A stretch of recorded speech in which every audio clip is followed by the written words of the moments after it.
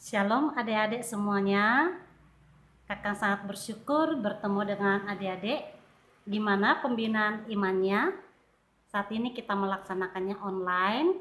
Mungkin setelah berkali-kali mengikuti pembinaan iman, baru kali ini online.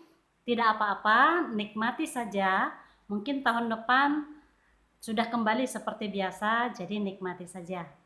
Nah, adik-adik yang terkasih, untuk selama pembinaan online ini kita beda-beda topik. Nah, topik yang diberikan kepada Ibu adalah bagaimana kita patuh terhadap peraturan PSBB dan tetap berpengharapan kepada Tuhan. Patuh kepada bagaimana peraturan PSBB dilakukan oleh pemerintah yang dibuat kepada kita dan bagaimana kita untuk tetap berpengharapan kepada Tuhan. Dan kita akan memulai materi kita, so ambil Alkitabnya, ambil catatannya agar kita memulai materi kita. Mari kita berdoa. Tuhan, urapilah materi ini agar boleh berkenan di hadapan Tuhan dan adik-adik pun boleh menikmati materi ini melalui online, biar Tuhan yang berperkara. Dalam nama Tuhan Yesus, amin. Oke, sudah ambil Alkitabnya. Nah, adik-adik tahu apa itu PSBB? Ya, jadi ingat PSBB adalah pembatasan sosial berskala besar. P, pembatasan, S, sosial, B, berskala, B satu lagi, besar. Nah, oke, jadi catat ya, PSBB adalah pembatasan sosial berskala besar. Nah, adik-adik apakah tahu apa peraturan pemerintah di dalam PSBB ini? Adik-adik bisa melihat ada di media banyak sekali, tetapi intinya adalah tetaplah di rumah sebisa-bisanya, jangan kemana-mana. Itulah inti dari PSBB. Walaupun ada peraturan tentang berkendaraan, peraturan untuk berapa orang dalam satu mobil, tetapi intinya adalah tetaplah ada di rumah karena ancaman virus ini serius. Kalaupun harus keluar rumah, adik-adik pergi ke warung, disuruh oleh mama papa, pakailah masker. Nah, kemudian ketika pulang dari warung, pulang dari luar, tiba di rumah, cucilah tangan pakai sabun di air yang mengalir dan sampai ke jari. Sampai ke jari, itu adalah salah satu hal yang sangat penting untuk dilakukan, hal sederhana, dan itulah sebenarnya yang paling ditekankan oleh PSBB. Apapun peraturan itu, tapi sebaiknya di rumah. Kalaupun harus keluar, itu pakailah masker dan cucilah tangan sepulang dari luar. Itu makanya adik-adik kita mengadakan pembinaan iman ini di rumah agar adik-adik tidak perlu keluar sehingga tetap tinggal di rumah. Oke, jadi apa tadi PSBB? Oke, pembatasan sosial berskala besar. Oke, catat, karena nanti di akhir video akan ada kuis. Di akhir pembinaan iman akan ada kuis, so dicatat. Nah, teman-teman adik-adik, siapa yang membuat peraturan PSBB ini? Karena kita perlu melihat bahwa kenapa ada peraturan-peraturannya, siapa yang membuat? Yang membuatnya adalah pemerintah. Baik pemerintah dari pusat maupun diaplikasikan di pemerintah daerah. Nah, sehingga kita berpikir begini teman-teman, kalau bukan papa mama yang buat, kalau bukan kakek nenek yang buat, kalau bukan orang yang berotoritas atas aku yang buat, kenapa aku harus turut? Kenapa aku harus tunduk? Nah, kenapa kita harus tunduk? Karena firman Tuhan berkata demikian. Itu yang harus kita ingat. Mari kita buka bersama-sama, buka Alkitabnya. Mari kita buka 1 Petrus 2. Kita buka, kita baca bersama dengan Ibu. 1 Petrus 2 ayat yang ke-13. 1 Petrus 2 ayat yang ke-13. Kalau bisa baca bersama dengan Ibu. 1, 2, ya. Tunduklah karena Allah kepada semua lembaga manusia, baik kepada raja sebagai pemegang kekuasaan yang tertinggi. Oke, nah kemudian kita lihat ayat 17-nya satu lagi ya, bersama-sama. Hormatilah semua orang Kasihilah saudara-saudaramu, takutlah akan Allah, hormatilah raja. Jadi sekali lagi kita baca 1 Petrus 2 ayat 13 dan 17. 13 dulu. Tunduklah karena Allah kepada semua lembaga manusia, baik kepada raja sebagai pemegang kekuasaan yang tertinggi. Kemudian ayat 17, hormatilah semua orang, kasihilah saudara-saudaramu, takutlah akan Allah, hormatilah raja. Sehingga apa dikatakan di sana? Bahwa kita harus tunduk, jangan melawan, turuti. Itu kata firman Tuhan.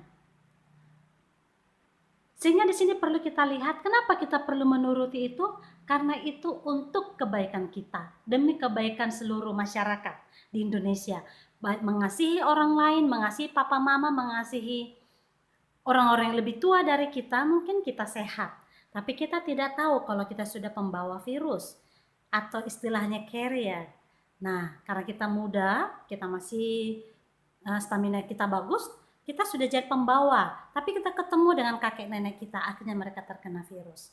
Sehingga peraturan PSBB ini dibuat pemerintah agar kita tidak menularkan kepada orang lain. Nah, jadi bagaimana tindakan kita? Ingat, jangan memberontak, turutilah, tunduklah, karena ini demi kebaikan kita. Nah teman-teman, kalau begitu siapa teladan kita di dalam mentaati pemerintah, di dalam mentaati raja? Pada waktu sekarang tidak ada raja, tapi pada masa itu ada raja. Siapa teladan kita? Adik-adik tahu siapa teladan kita? Siapa? Tuhan Yesus ya. Pada waktu itu Tuhan Yesus juga membayar pajak. Ada di kitab Injil. Dia membayar pajak, itulah bagian dia sebagai warga negara. Yesus adalah teladan kita menghormati penguasa, sehingga tidak perlu memberontak, tidak perlu melawan.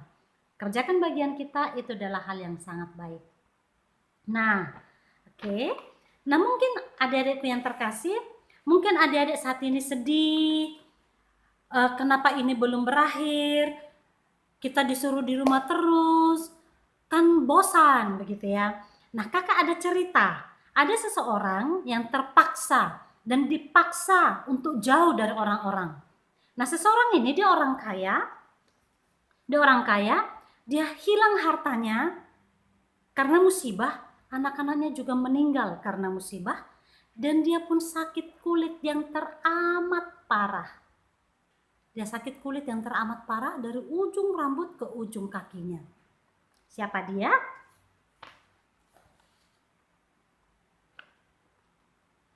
Nah, bisa lihat. Oke. Dalam kondisinya seperti ini, dia tinggal di rumah, bukan maunya dia, bukan dia yang berkehendak, tetapi memang dia dijauhi. Kalau kita tinggal di rumah karena memang kita memutuskan untuk tinggal di rumah, itu adalah ketaatan kepada pemerintah. Tetapi bapak ini, dia tinggal di rumah, dia tidak ada teman, bahkan karena dia dijauhi oleh orang-orang pada masa itu. Kenapa? Karena dia memiliki sakit kulit, dari ujung rambut ke ujung kaki, boleh dilihat dari gambarnya. Ada bentol-bentol,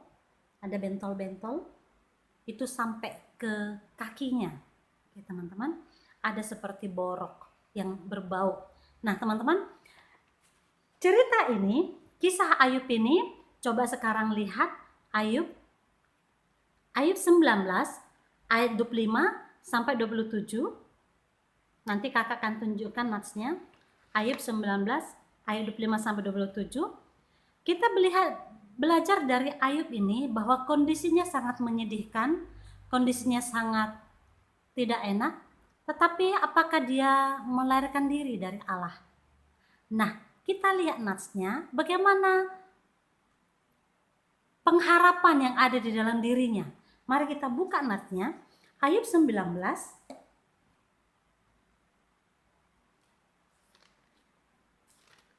ayat yang ke-25. Indah sekali nats ini.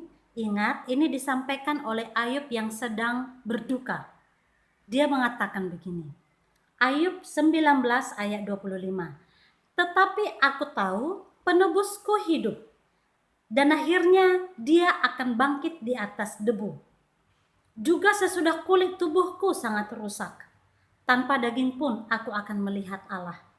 Yang aku sendiri akan melihat memihak kepadaku. Mataku sendiri menyaksikannya dan bukan orang lain. Hati sanubariku merana karena rindu. Dia percaya bahwa Allah akan berpihak kepadanya.